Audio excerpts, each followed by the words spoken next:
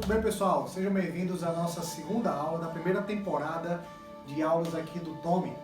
Começando sempre com a música, essa música do grupo Hillsong United fala Everything I Need Is You. Pegando o gancho para o nosso tema de hoje, que é o presente simples. Então vem comigo, eu sou o professor Anderson Silva e esse é o Tom.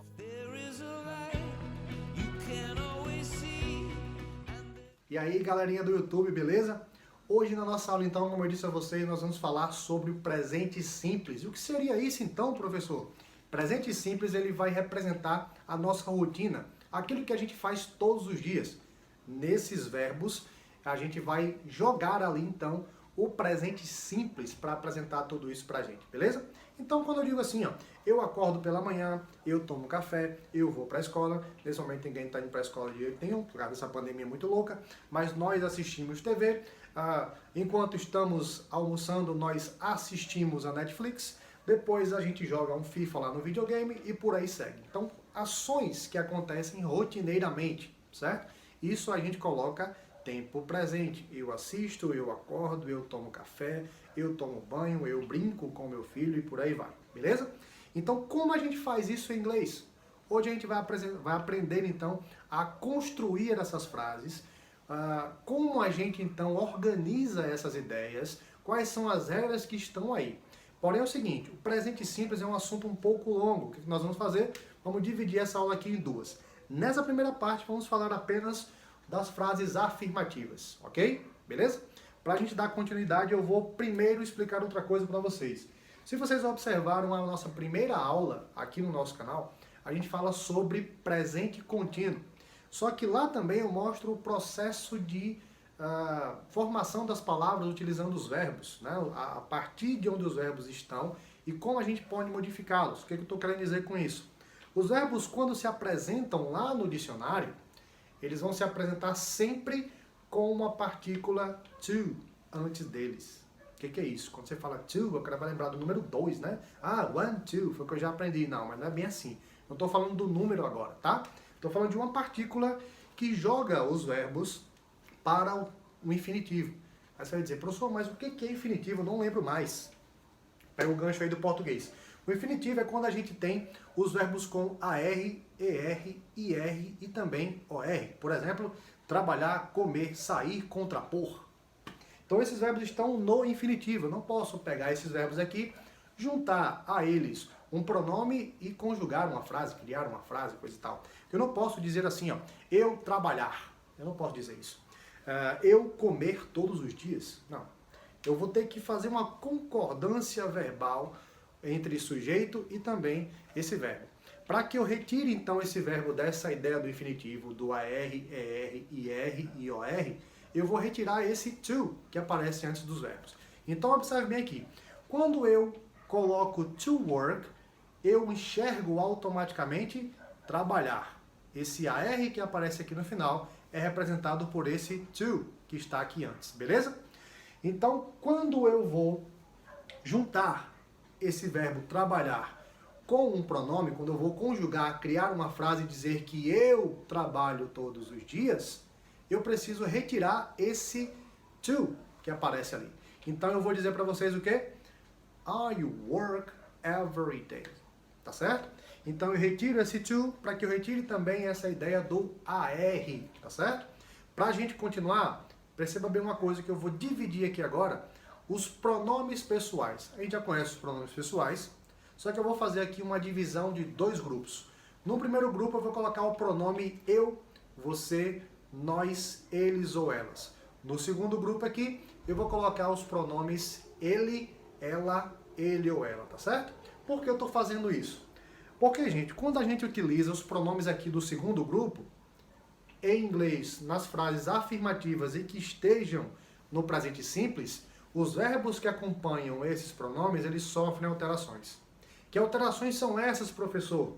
Ao final desses verbos, quando eu tenho essa condição, eu vou colocar os sufixos, vamos chamar assim, de S, ES ou IES. São essas três modificações que vão aparecer junto a esses verbos quando eu tenho frase no tempo presente simples, na forma afirmativa e utilizando um desses pronomes que aparecem aqui no segundo grupo, tá certo? Vamos fazer aqui então as comparações para a gente entender. Se eu quiser então partir do verbo falar, eu digo assim então, o verbo falar, eu teria to speak, beleza? Para tirar esse falar, tirar esse AR, eu preciso retirar o to. E aí eu vou juntar um pronome, eu vou dizer que você fala. Então você em inglês, you. Então you speak. Mas não é mais você quem está falando. Agora é ela quem vai falar. Então se é ela, eu vou modificar o sujeito. Então agora não mais you e sim she. Beleza? Só que eu tenho uma alteração aqui. Lembra de novo, presente simples é o que está acontecendo. Frase afirmativa também está acontecendo. E uso da terceira pessoa do singular, o she, também está acontecendo. As três situações aparecem aqui juntas. O que vai acontecer com o speak? Com o speak, ele vai sofrer uma alteração. E essa alteração vai ser o uso do S. Tá certo? São três casos, são três regras. Eu diria que a primeira regra, então, é essa regra geral de se colocar um S ao final dos verbos. Ok? Só que é o seguinte, a nossa segunda regra, ela fala que em alguns verbos a gente não acrescenta S, mas a gente acrescenta ES.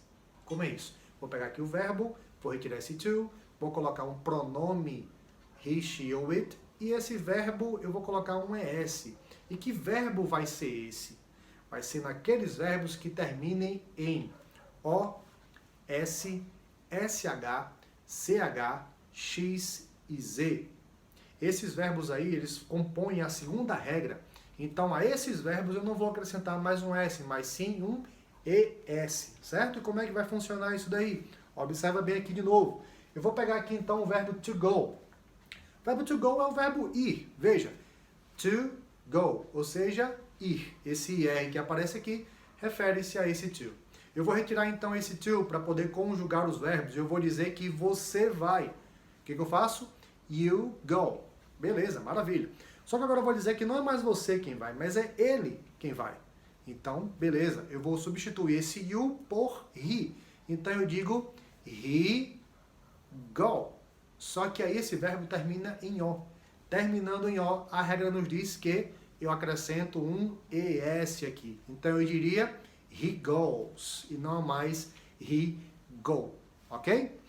Se eu pegar um outro verbo, o verbo assistir em inglês, veja, to watch. To watch significa assistir. Esse to aqui me dá a ideia do IR, beleza? Eu vou dizer então que nós assistimos. Nós, pronome we, assistimos watch. We watch. Nós assistimos, beleza? Mas professor, não mais eu aí, não mais nós quem estamos assistindo. Agora quem está assistindo é ele. Então mais uma vez eu vou substituir o sujeito. Então agora vai ser he watch, que é o verbo assistir. Só que terminou em CH, o que eu vou fazer? Coloco ES. Então observe, todos os verbos que terminem em O, S, SH, CH, X e Z, todos esses verbos recebem um ES ao final deles quando estiverem em frases no presente simples, em frases afirmativas e no uso da terceira pessoa do singular.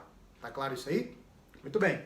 A terceira regrinha, para a gente finalizar, nos diz que nós vamos substituir o Y por IES. Tá certo? Então vamos pegar aqui o verbo, por exemplo, o verbo to try. To try é o verbo tentar, tá certo? Então eu vou dizer aqui o seguinte, eu tento consertar o computador. Então, I try to fix the computer. Beleza, maravilha. Só que não mais eu quem tenta consertar. Quem vai tentar consertar isso agora é ela. Então eu vou dizer o que, ó? She tries. She tries. O verbo aqui ele terminou em Y. Eu retiro esse Y e coloco IES. É o seguinte, essa regra aí só vai funcionar quando antes desse Y aí eu tiver uma consoante. Se eu tiver uma vogal, isso não vai acontecer. Então vejam, vamos para cá agora. Pega o verbo então aí, o verbo to play. Beleza. Pega então aqui outro verbo agora, to cry. To play, brincar, jogar, tocar. To cry, chorar. Eu vou dizer então que eu brinco. Então o que eu vou dizer? I play. Eu vou dizer então que você brinca. Eu digo you play. Eu vou dizer que ele brinca, he plays. Vai só um S aí, tá certo? Por que isso? Porque antes do Y eu tenho uma vogal. Então essa regra não se aplica. Vai lá para a primeira regra, que é a regra geral. Veja agora aqui o verbo to cry. Eu digo que eu choro. Então eu vou falar I cry. Eu digo você chora, you cry.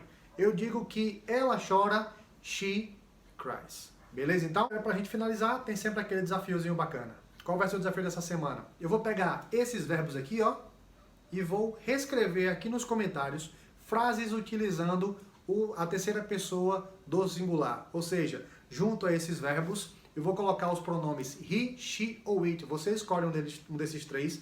Escreve essas frases aqui nos comentários, respeitando todas as regras que a gente comentou aqui hoje. Beleza? Então, por favor, não me deixe sozinho aqui nos comentários. Participe, interaja, escreva aqui embaixo que assunto você gostaria também de ver aqui no Tome, que a gente vai providenciar uma aula e trazer para vocês. Tudo bem? Beleza? Então, aproveite essa aula, aproveite mais essa dica, deixe o seu joinha, compartilhe com seus amigos mais esse conhecimento. E, como eu sempre digo, Tome é para você.